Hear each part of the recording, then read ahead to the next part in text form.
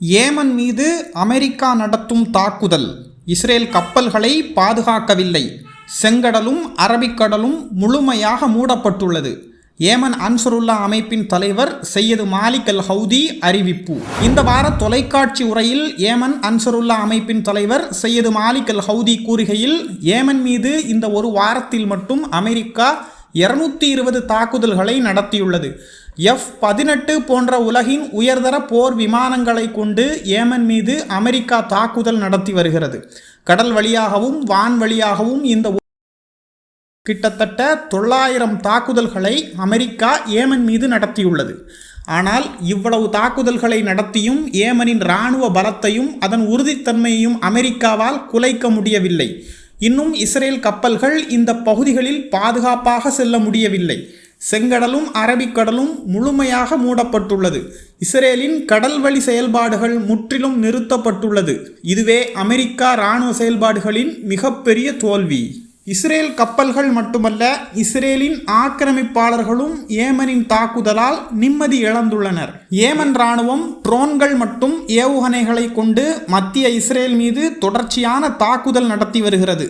மேலும் அமெரிக்காவின் பிரம்மாண்டமான போர்க்கப்பலான USS ஹாரி ட்ரூமன் மீது ஏமன் நடத்திய தொடர்ச்சியான தாக்குதலை எதிர்கொள்ள முடியாமல் USS ஹாரி ட்ரூமன் தோல்வியடைந்துள்ளது. இதனால் அமெரிக்காவிலிருந்து மற்றொரு பிரம்மாண்டமான போர்க்கப்பலான USS கார் வில்சன் இந்த பகுதிக்கு அமெரிக்கா கொண்டு வந்துள்ளது. இது ஏமன் இராணுவத்தின் உண்மையான பலத்தை உலகிற்கு காட்டியுள்ளது.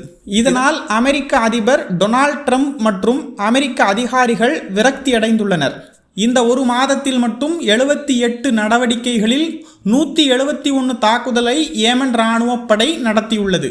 இந்த தாக்குதல்கள் பாலிஸ்டிக் ஹைப்பர்சோனிக் ஏவுகணைகள் மற்றும் ட்ரோன்களை கொண்டு நடத்தப்பட்டுள்ளது. இதில் 122 தாக்குதல்கள் அமெரிக்க போர் கப்பல்கள் மீது நடத்தப்பட்டுள்ளது.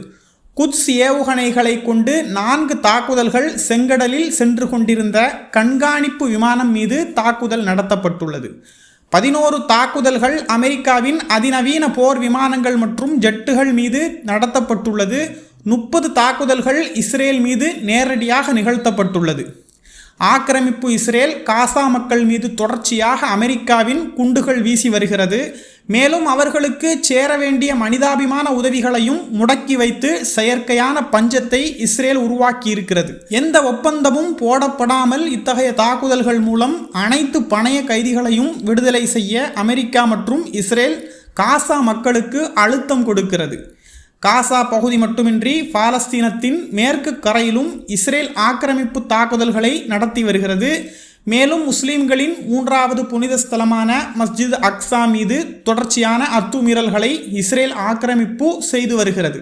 முஸ்லிம்களின் முக்கியமான புனித ஸ்தலத்தை காக்க முடியாமல் முஸ்லிம் உலகம் மிகப்பெரிய தவறை செய்து வருகிறது. காசா மேற்கு கரை போன்ற பாலஸ்தீன பகுதிகள் மட்டுமின்றி லெபனானிலும் இஸ்ரேல் ஆக்கிரமிப்பு தாக்குதல் நடத்தி வருகிறது. லெபனானின் மொத்த கட்டுப்பாட்டையும் இஸ்ரேல் எடுத்துக்கொள்ள நினைக்கிறது. இஸ்ரேல் தனது ஆக்கிரமிப்பு மனநிலையில் விரிவாக்கம் செய்யும் எண்ணத்திலேயே இருக்கிறது. காசாவில் உள்ள பாலஸ்தீன எதிர்ப்பு படை தொடர்ந்து காசா மக்களை பாதுகாத்து மிகப்பெரிய இடப்பெயர்விலிருந்து காப்பாற்றியுள்ளது என்று தனது உரையில் ஏமன் அன்சருல்லா அமைப்பின் தலைவர் சையது மாலிக் அல் ஹவுதி கூறியிருக்கிறார்.